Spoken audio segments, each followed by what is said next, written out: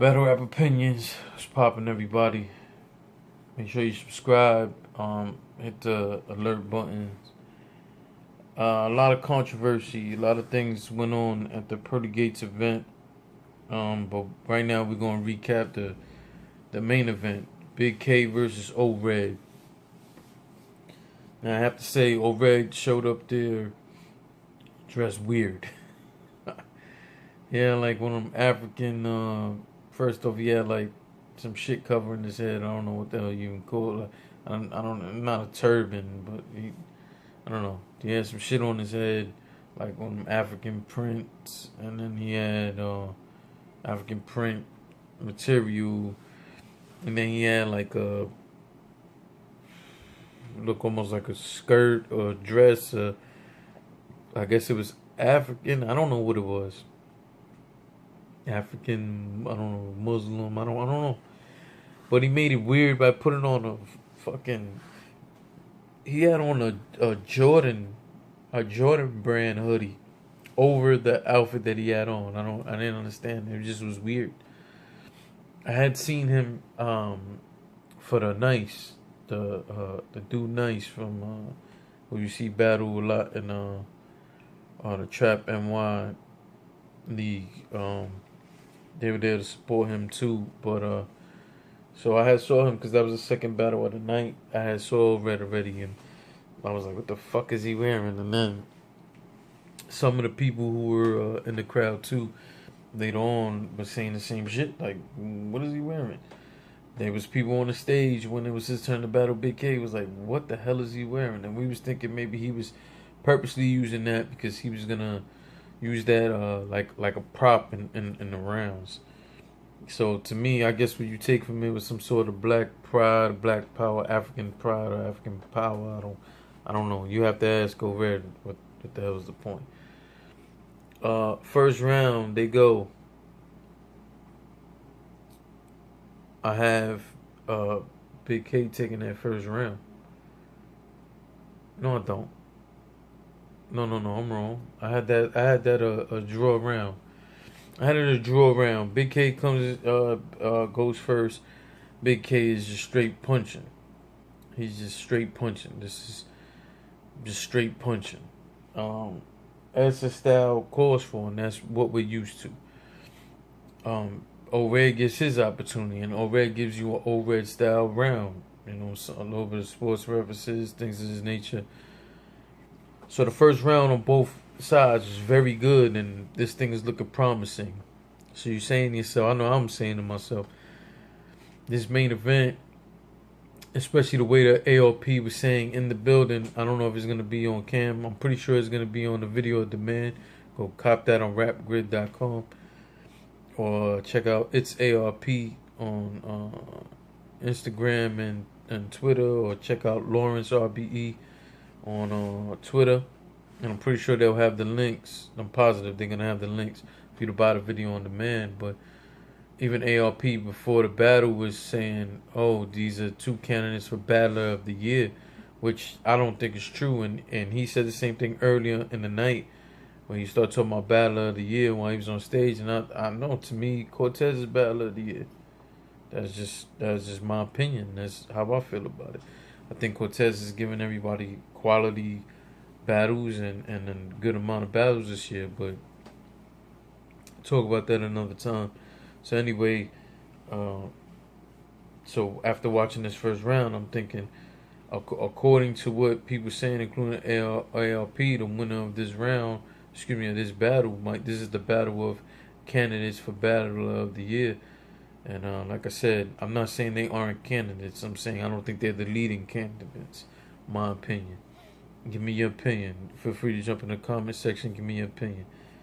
So after this first round, I'm like, okay, we on our way to a hell of a battle, probably a classic, and the opportunity to really see these guys show everybody why they should be considered Battle of the Year. Second round comes. It's another round I see more as even. Now I will say this. O-Red had a lot of supporters in the building. A lot of jersey. The side I was standing on ended up being Old Red side, and he had all the Jersey guys there. And these guys, a lot of them are in the background saying 3-0 throughout the battle. I disagree. I felt like the first round was very close, a dead tie. I felt like the second round was close too.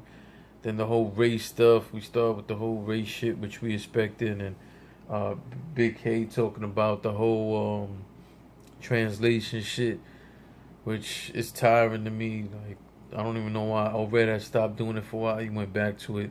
But I have to say this, and I believe it was in the second. Red does the whole translation thing. And I'm like, what the fuck are you doing? Why are you doing it? And some of his guys was standing right there, and I said it. I don't know why he's doing this. I hate that whole mumbling translation thing. But when he actually flipped it around and did the translation, as he calls it, oftentimes it's very good. There's been once or twice that's like, whatever. And again, you could do without, you could spit them same bars without doing the actual translation shit. And when he did it this time, man, it was a room shaker. When he did his translation, he shook the room. He definitely shook the room. But I still felt like he could have spit those same bars. Like he said, because he had guys there with him. So he said something like, I'm riding around in the whip with Nice, some other dude, and Shotgun, something to that effect. And he was like, nah, riding solo, which, you know, you have to hear it to hear how crazy it was. It shook the room. Solo from Jersey. Yeah, well, that was like the reference, but the way he said it, man, he definitely shook the room. You know, he had some race things in there. Big K goes into his third. Oh my God, Big K, what the hell were you doing? But in that second round, I could see it dead even. Now, I will say I felt like Big K had a few more punches, and I do feel like K might have edged that by like half a point to a point. I don't know if that makes sense, but I thought Big K had a very good second round. It was like, for the most part, I do feel like that round was even again. I thought the first two rounds were even, but I'm saying there's a chance by like half a point Big K might have had that, but then you could say that same thing for the first round that might have had that. And then there's plenty of people in the building who felt like Red had that second round. And I'm looking at it and I'm like, I can't pick a winner in this second round. Just being honest, I can't. Like a piece of me, because one of the lines I wanted to kind of give it to Big K, but it was just so close that I was like, well, then I could think of a whole other line that Red, like, you know what I'm saying, and that would make the case for him to edge it. So to me, those are two close rounds, but here's the problem: both of them to me were a little lackluster in the second round, and that if the first round wasn't indicating that was gonna happen. Here we go into the third round. It's on Big K. I don't know what the fuck Big K was thinking. Big K goes on this drawn out story. There wasn't even like a punchline for like the first, I don't know how many bars. Like, it was a long time. He goes into this whole story of the first time he met Red, and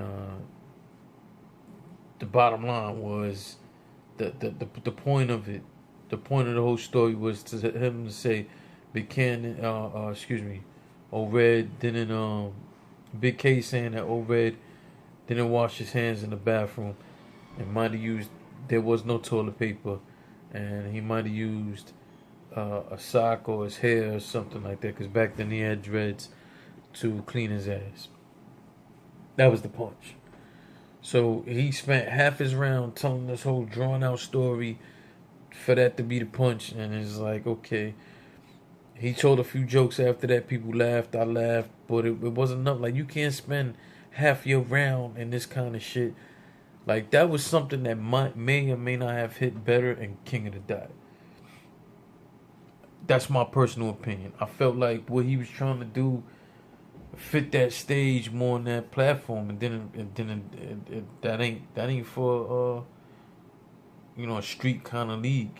And I think he took a major gamble and thought that was gonna hit harder, and it didn't. The remainder of his round with jokes and shit like that was better, definitely better, but it wasn't good enough, man. Like, you spent over half your round doing that. You know what I'm saying? Red comes and has a very good round. So if I had to go automatically off of this right now, right here, right now, if I got to give you a winner, I'm gonna say Red took that. He definitely took that third round clear. Like, that was a clear third round. That ain't even up for debate. I disagree with everybody who said it was a 3-0. He didn't win 3-0. And I want to hear y'all opinion on it. So I'm struggling with this because a piece of me wants to say this whole battle was just a draw. Maybe I got to see it on cam just to see better. But it'll be a lackluster draw. And maybe there's a good chance that the third round just Red just took that third round, and maybe that's how you just call the winner, and Red would take it if that's the case. So I got the first two rounds pretty much dead even. Like I said, the second round, every time I think maybe to get it to Big K is like you can think of something that maybe you should give it to Red, but not completely in a good fashion. And then that third round, there's not even no debate. So as of right now, I'm going to tell you Red took that battle because of the third. But like I said, it was lackluster, man. I was expecting way more, and I know what everybody else was. Make sure you subscribe. Please hit the alert button.